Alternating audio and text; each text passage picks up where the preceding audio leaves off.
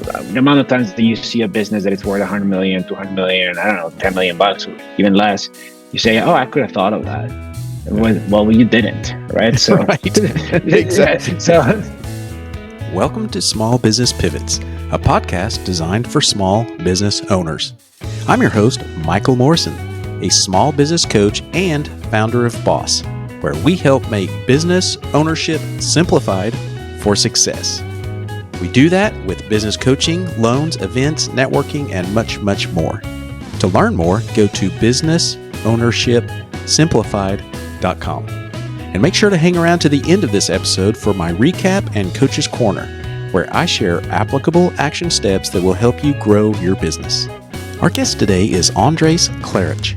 Andres is the co-founder and co-CEO of Fuse, a next-gen loan origination system that simplifies lending for financial institutions through self-serve customization, a low-code API builder, and a personalized agent portal. Over the last decade, Andres worked on Wall Street investing in tech and business services. This gave him an acute awareness of the issues slowing down lenders from achieving their highest potential, ultimately leading to starting Fuse with his co-founder. Today, he talks about his business pivots, a successful business partnership, systems and processes, investors, and many more strategies used to build his successful business. Let's get to our guest now. All right, welcome to another Small Business Pivots podcast. Today, we have a very special guest from around the world. Introduce yourself today. Morning, everyone. I'm Andres Klaric. I'm the co-founder of Fuse. Right now, I'm calling from Norway, but generally, I live in New York City. We're a business dedicated to providing tech solutions for banks, credit unions, and finance companies. Our product itself is what it's called a loan origination system. It's in essence an orchestration layer on top of which a bunch of applications, API calls are built and allow lenders to originate loans. Very cool. Very cool. So if one were to visit Norway, anything particular one should go do or see?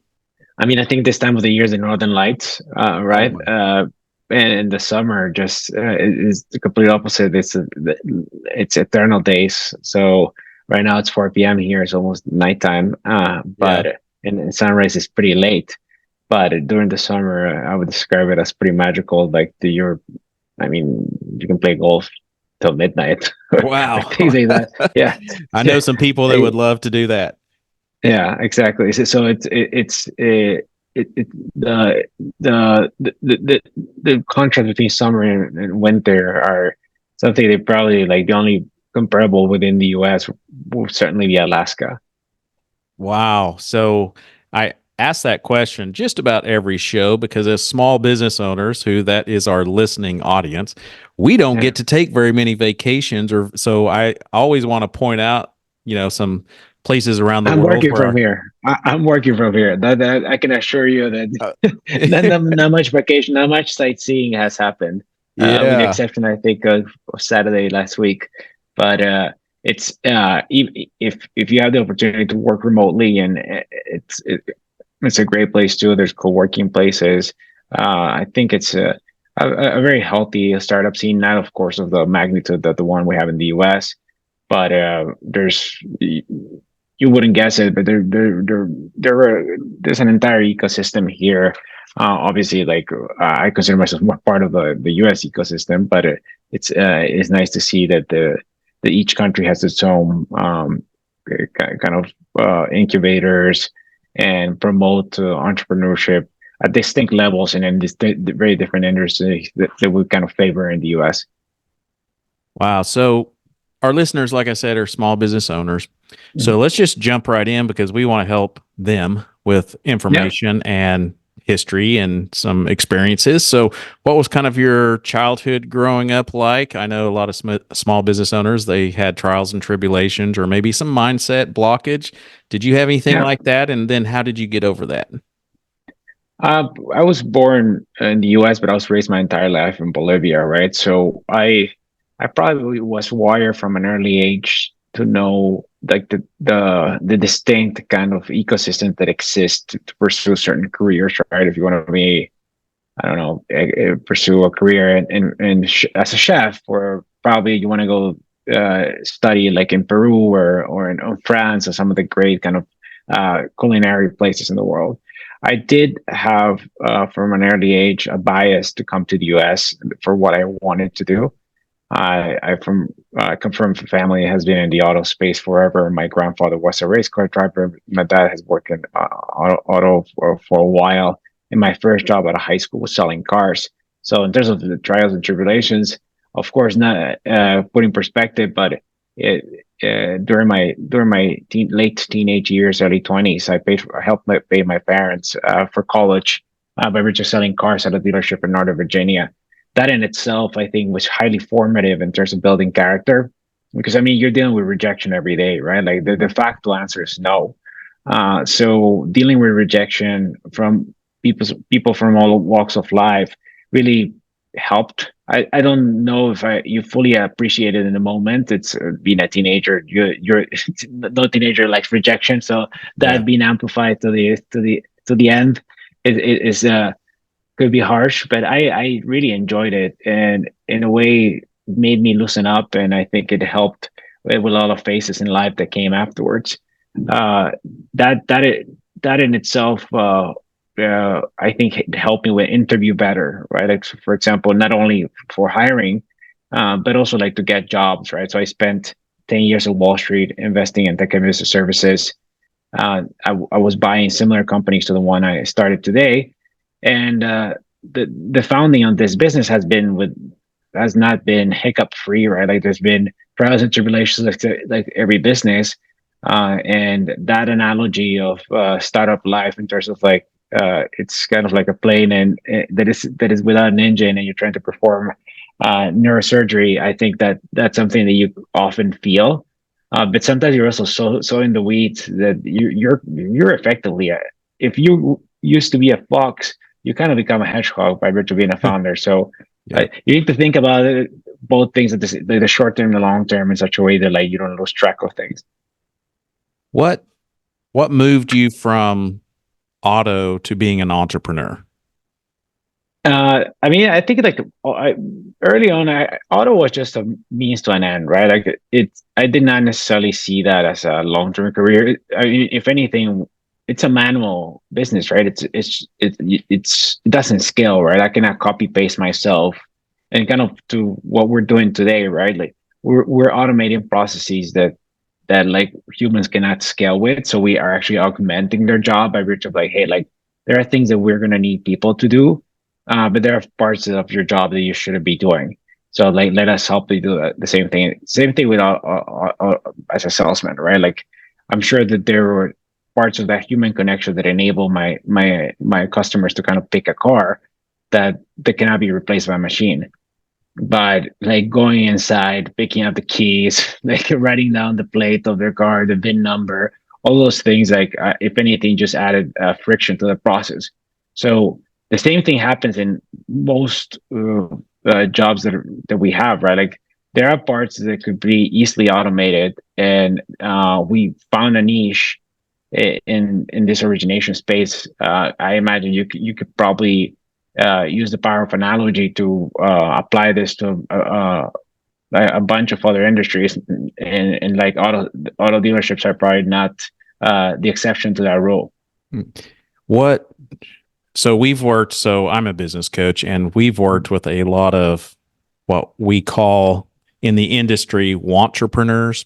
So they want to be an entrepreneur, Yeah. but they quite haven't made that leap or that jump, and they're afraid to pull the plug. What do you think that was that you just said, I'm going in, I'm diving in and going for it?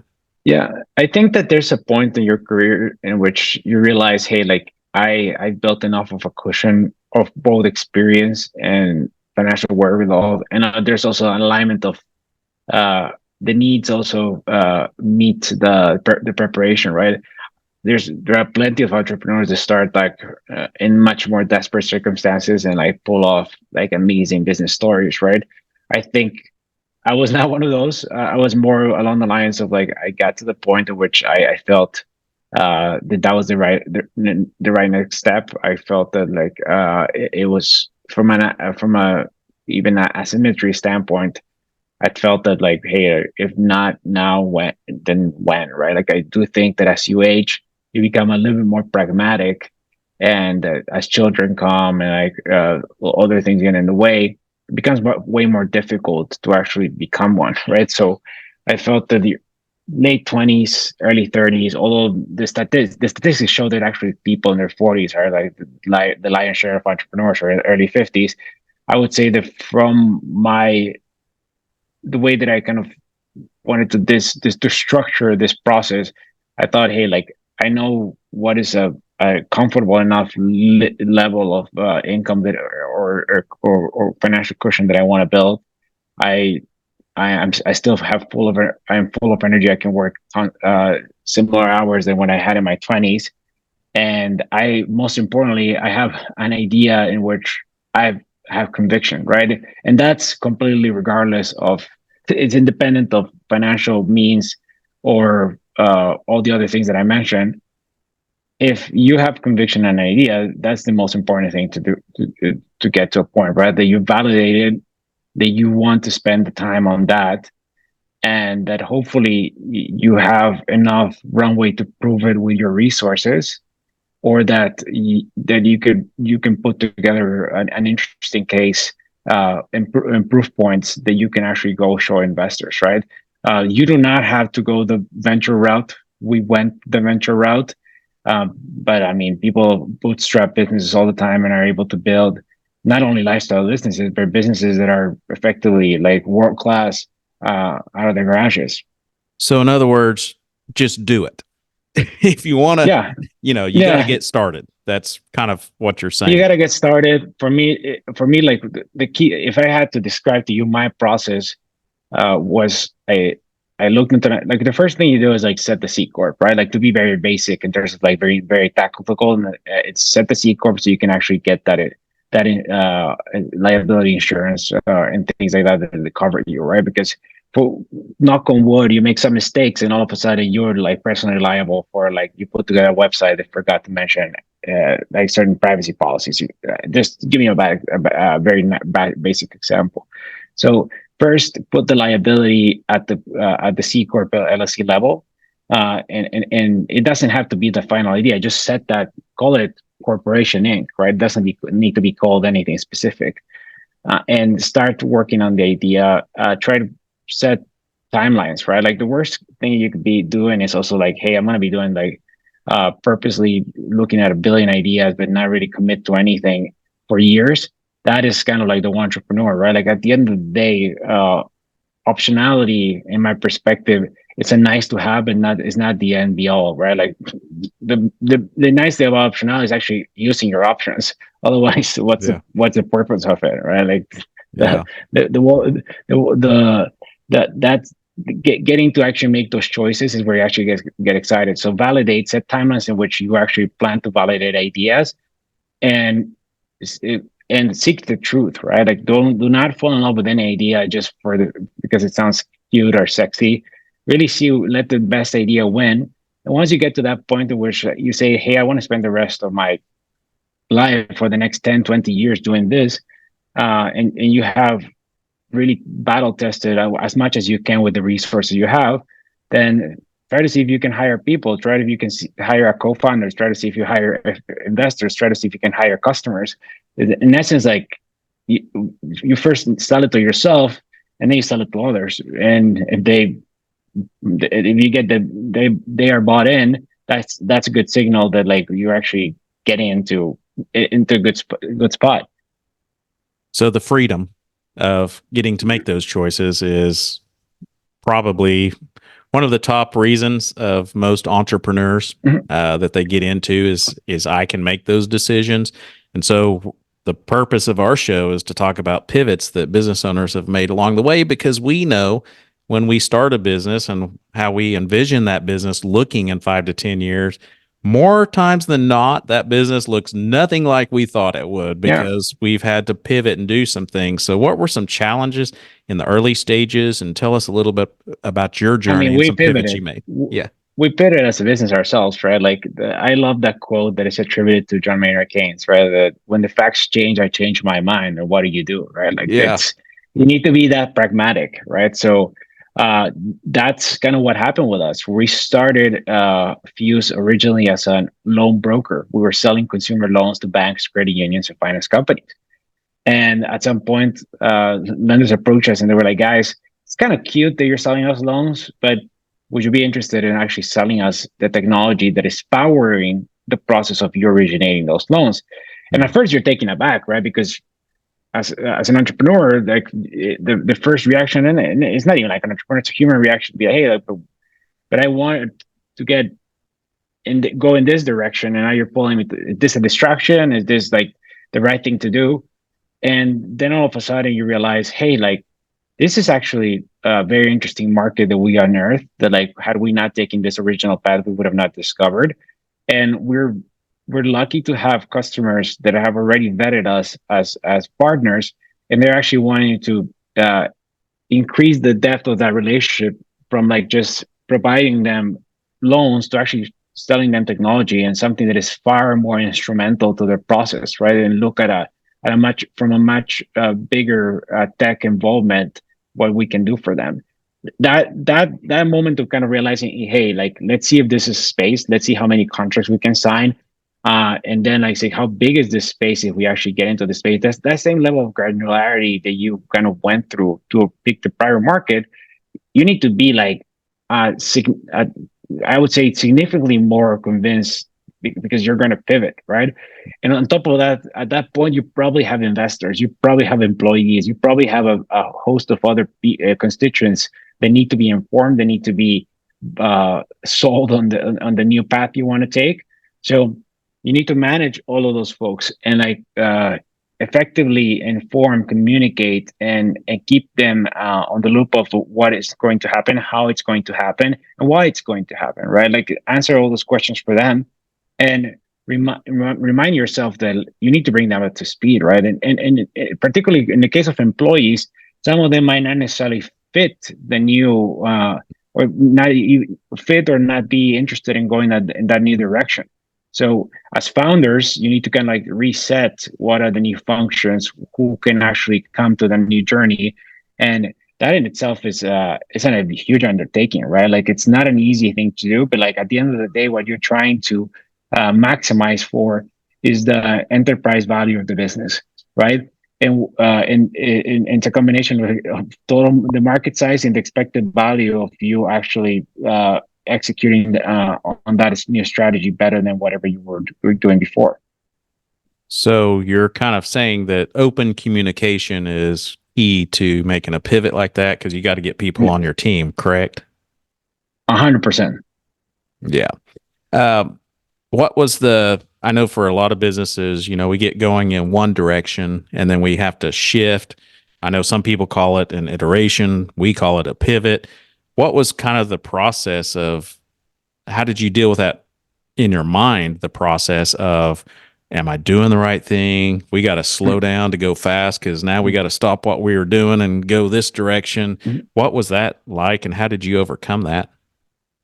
I think like the first thing is like having a great co-founder or being a great founder. Like I am more of the camp that I like having this journey with someone else. So really like pressure testing the assumptions and the two of us being fully aligned and coming to hopefully to the different conclusions from different angles, right? So because that's kind of what a founding team does, like hopefully bring new perspectives and definitionally make the decision stronger because you're helping the other person unearth ways to disagree or agree over an idea and bring perspective that you wouldn't have otherwise.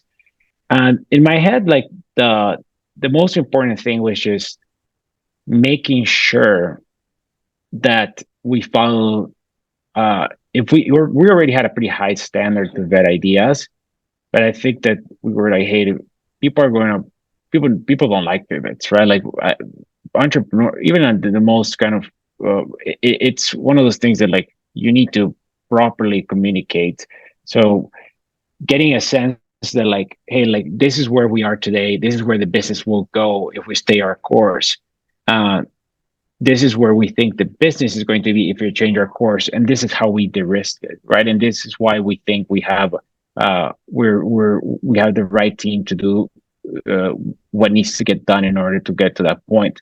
We also were fortunate enough that we were able to sign a number of contracts uh, prior to the full product being finalized. So that does help, right? Like having that trust the customers instill in you, saying like, "Hey, this is what you see. Most of it is done, but the rest will be released as we go, and we're gonna put everything in the contract and all of that, right? It's it also like if you ask venture capitalists, like that's kind of the dream of like a product that gets sold before it's built. It's kind of the same thing in real estate, right? That you can actually sell the apartments before the construction begins, right? So it just goes to show the demand for a solution of that scope. So it's just a matter of time, if you have the team to execute it, you're effectively it's just a matter of contracting and putting the right legal protections for those partners to kind of get the product that they signed up for. You're listening to Small Business Pivots, a podcast created exclusively for small business owners. This podcast is sponsored by Boss, where business ownership is simplified for success. Boss helps make business owners create a business that runs without them with business coaching, business loans, courses, events, additional resources, and much, much more. Go to businessownershipsimplified.com to learn why small business success starts with Boss. If you're enjoying the podcast and want to stay up to date with all our latest episodes, make sure to hit that subscribe button. And if you're loving what you hear, give us a thumbs up or leave a positive review. Your support means the world to us, and it helps others discover the show too. Thanks for tuning in, and don't forget to hit subscribe and like. Now let's get back to our guest. I want to step back just a second because we haven't had very many guests that have had a successful partnership. In fact, I don't remember who said it, but it was the only ship that doesn't sail is a partnership. And so what that quote is referencing is most business partnerships fail. What would you say is contributes to the success of your business partnership? Anything, any keys there that you mean with my co-founder or like your co-founder? Yes. Yeah. I mean, I would tell you like one of the biggest elements is like the fact that we have a very cordial and respectful relationship. I wouldn't describe that we're like having dinner every night together or something akin to that. I would respectfully disagree with people that start businesses with their family members or their best friends. And I do, although like there's probably a number of examples that prove me wrong, I would recommend against it for most people to do that. It's putting unnecessary strain on relationships that are going to be solid no matter what. So just don't put business in between. Whereas in the case of my co-founder and I, like the most important that we built together is this business. So we know that the two of us complement each other in building the opportunity, and that we put that enterprise value, expected value of that business as the number one goal that we have as far as like the relationship that we have, and that in itself allows us to be very transparent with each other, kind of like call each other out whenever one is doing something right or wrong, but also celebrate things, right? Like it's not only about like accountability, it's also about to like learn from the other, right? Frankly speaking, I have worked with pretty smart people, and I've met a lot of pretty smart people. Every time I have the opportunity to say it, I celebrate my co-founder, and I also whoever asks me, it's a joy. The way I described it to him the other day, sometimes the best analogy I have of him is that he's kind of a personal trainer. No one ever likes their personal trainer while they're doing the abs or all that painful training. But once you're headed to home and you're about to go to shower, you're like, well, that was awesome. Like I really discovered a new limit of from a physical standpoint. And I think that's kind of how we see each other. I think we feed each other quite well. And I'm sure that each co-founder relationship is different.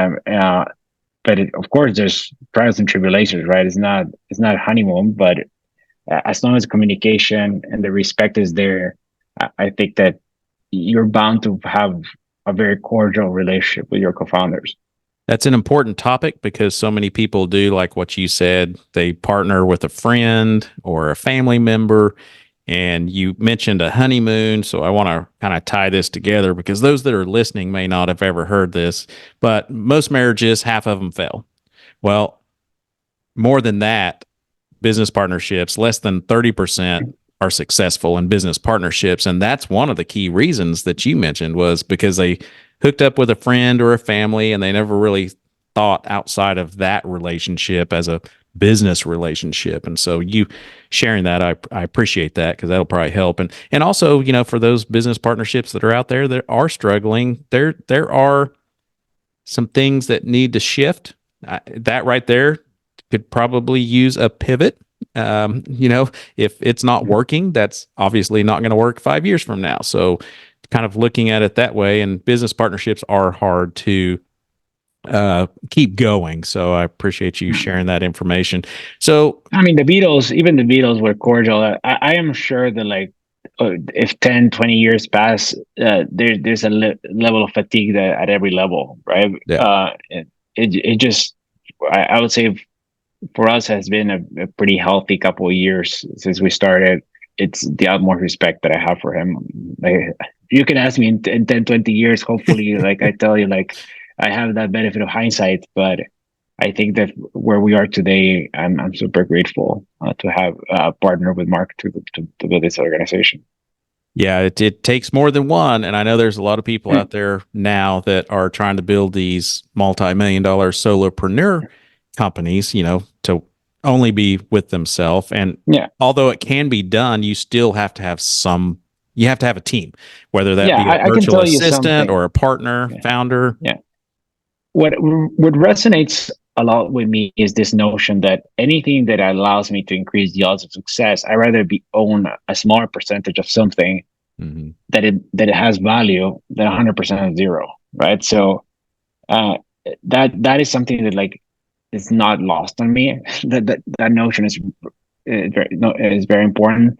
I think it's especially when an idea is at a very nascent stage. I'm also a big believer in kind of like equal split of equity. I mean, there's a lot of caveats to that statement, but like if you read what Y Combinator and some of the most respected kind of startup incubators in the world say, they would probably encourage to like align incentives as much as possible.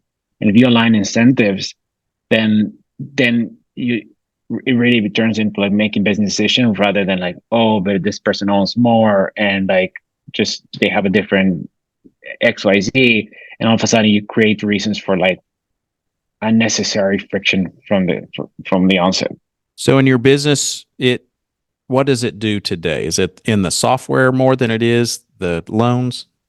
It's just software. Yeah, software. It is a software business, right? Like it's a self-serve tool that allows folks to first and foremost integrate to any like API out there that allows them to process loans faster. It also allows non-technical folks to do changes via low-code, no-code. So kind of feels much more like an Excel, like a very clean Excel formula versus like zeros and ones. And that helps people that are not everyone can hire an MIT engineer, right? So how about we allow the non-MIT engineers like myself to actually add value from day one, and in essence, use the best tools that already exist, right? And the third is portals or dashboards, may I say, that they help folks that are actually still the humans in the loop to really do their job and do it in a way that reflects their day-to-day operations versus having to be trained on a dashboard that has everything but really nothing, because there's just so much in there that they cannot really become more efficient. What you want is, if your job is to press 10 buttons, then like those are the only buttons that should be in that screen, right? Like, so that kind of philosophy. What would you say are some key milestones that you've hit that were successful in catapulting your business? Because software is completely different than a brick and mortar or a product based company. I think like you live up your customers, right? Like customers really believing in you. Like we are in a market in which there are very large incumbents.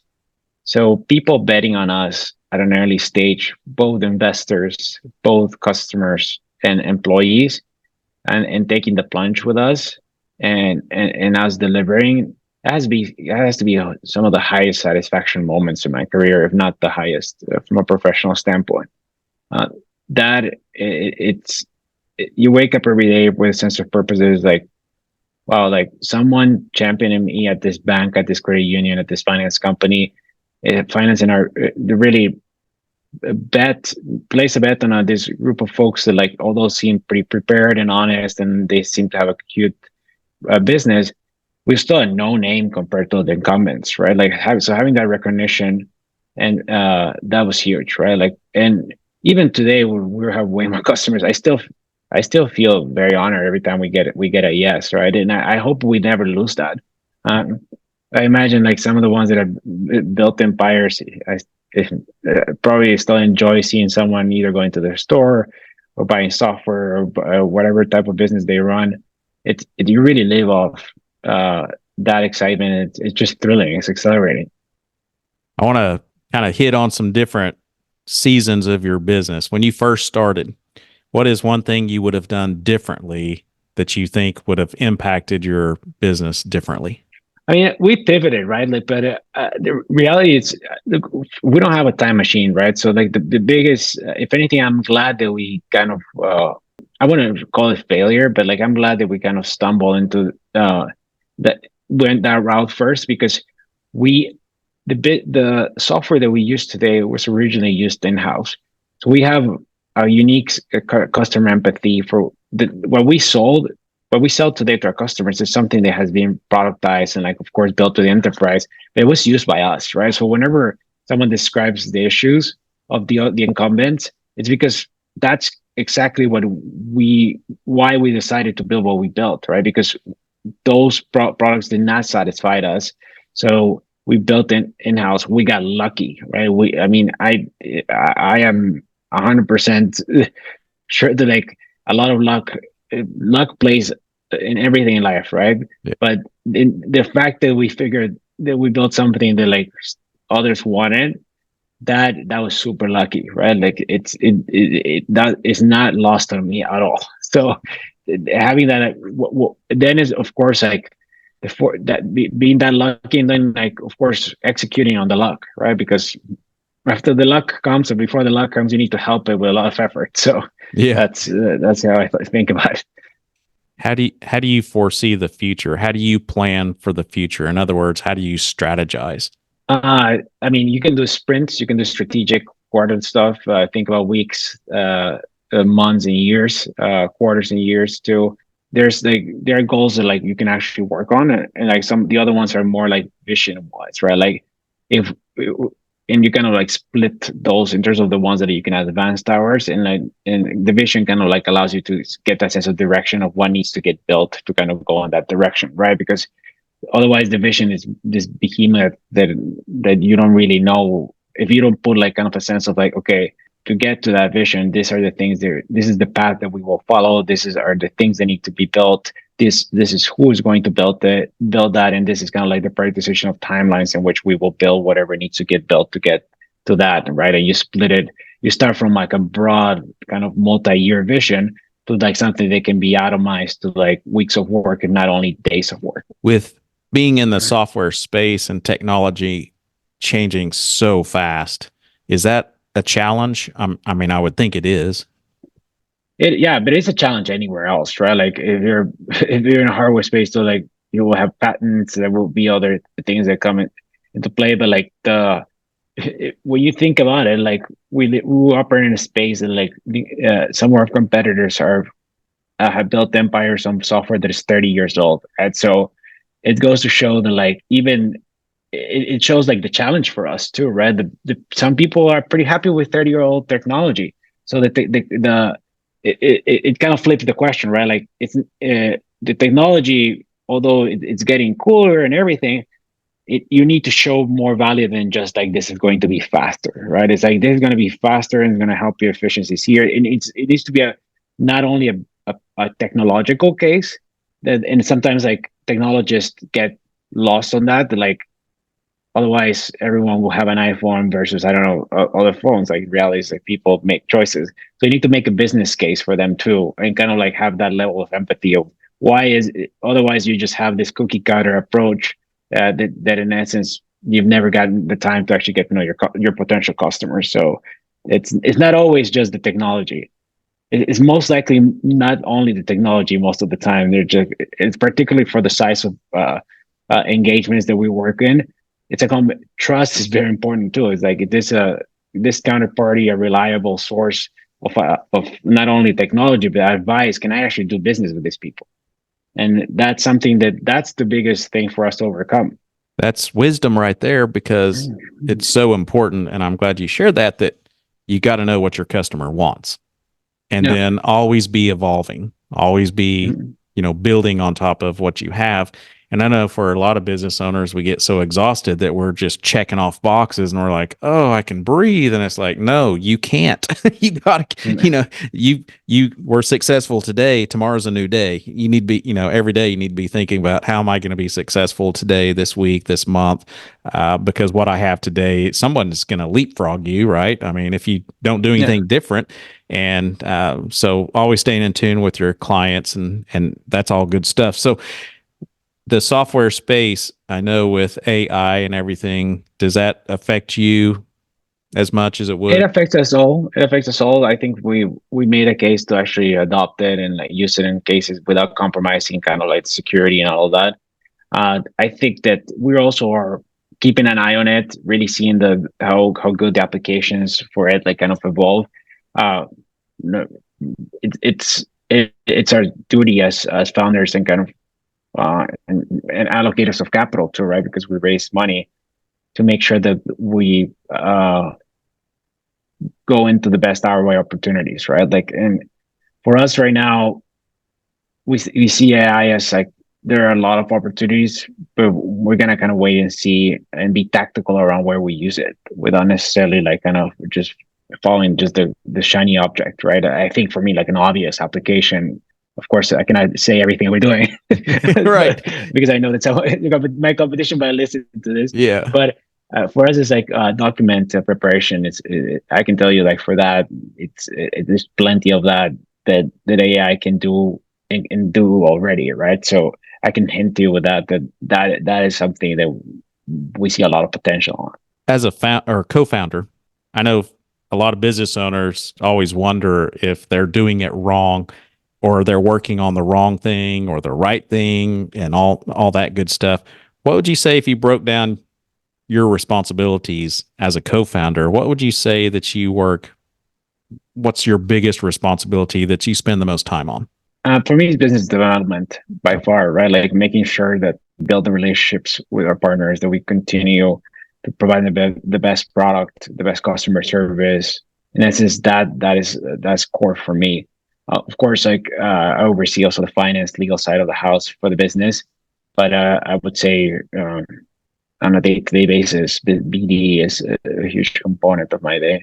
Yeah, and I did not encourage you to say that, but I was hoping you would go that direction, because I hear so many business owners, they want to hire salespeople because they don't want to do the business development. And I often say over and over that that's your number one role, is to be business development. So if you don't like sales, you probably may not want to be an entrepreneur, because that's sales. Nobody can sell a business like the founder or the co-founder. Would you agree with that? No, I agree 100%. I mean, of course, as you scale, you need to bring in new talent and help kind of guide that initial part of the sell. But like as a founder, I mean, you can see it in multi-billion-dollar businesses. So you never 100% remove the process. And I mean, come on, it's also it's fun. So yeah. So it's not only like important. I think I derive joy from it. Of course, as the business scales, I cannot be doing like the stuff that you will do when you're a one-man shop, right, in which you're everything.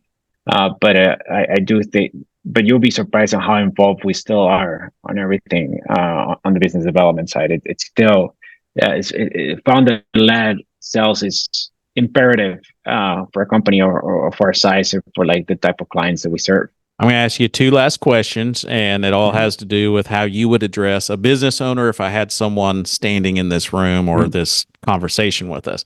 If someone was considering being an entrepreneur, what's the one thing you would tell them?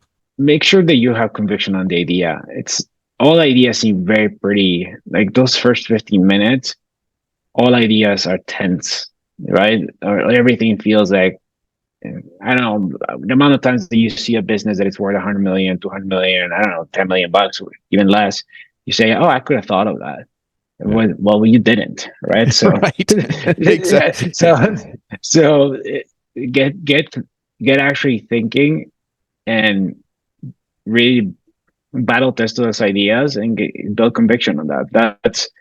That's it could be reduced to what you say, just doing it, but do not live under the lie that you actually could have come up with that idea, because you didn't, right? So you clearly did not. So actually, just go. The ideas are. That's why the ideas are cheap, right? Like, execution is everything. So, well, and that's an important piece of being successful. Is you got to have passion.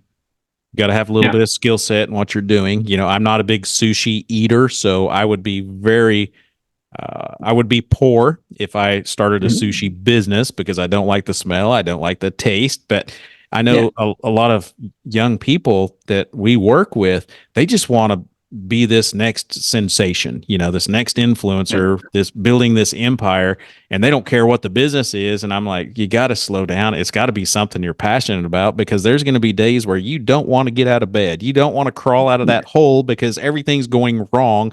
And the only way to do that is to have conviction, like what you're saying. So that's powerful. Yeah. What I would say is that the counterfactual to the level of conviction, and just to be like super like pragmatic, right? I do also heavily believe that you could be Albert Einstein, and if you're in the wrong market and the wrong idea, doesn't matter how nice, hardworking, smart you are, the idea is not going to work, right? So it's you need to find that perfect balance of, I love what I'm doing and I'm in the right market, and that's easier said than done. Yes, it is. Yes, it is. So I'm going to flip to the opposite side. Let's say that where you have an entrepreneur here and their business is stuck. They're working in the business, as they say, 12, 14, 16 hours a day. Their business is stuck. What would you offer them for guidance? Yeah, there are the pivot opportunities, right? Like really look at the business and turn their business, see it from as an outsider, and see what parts of their business, like if they will have to start from scratch, they will actually leverage to do it, right? Like in our analysis was like the technology we had built, right? But I can tell you the same way I've seen once this analysis of what Craigslist used to be, right? Like how, like, if you this split all the businesses that used to reside within Craigslist, Airbnb was there. There's like Amazon. You could go on and on, a bunch of lists. Just do the same analysis with your business, right? To see who's as a key supplier to you that you hate or that you admire, right? Like the one you hate might be an opportunity because maybe someone else also hates dealing with them, and you can actually attack them. Or the ones you love, like see why you love them, can you actually copy that business?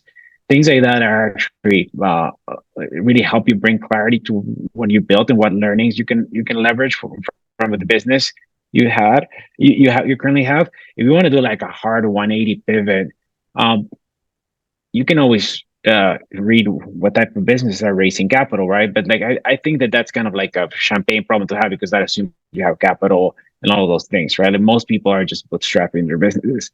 I think that there's a more kind of less on the hope side, but more on the pragmatic side. There's nothing wrong with calling quits, right? Because at the end of the day, the biggest resource you have in your life, and it's finite, it's time, right? So if the thing is going nowhere, and like you already have accumulated a wealth of wisdom, someone is going to appreciate that. You can go build as a product owner somewhere. You can go back and have a normal job, or maybe you've been so long that you just need to be a founder, right? But want to caution anywhere out there that, like, you also need to set the same time you set timelines to like get to the point of conviction.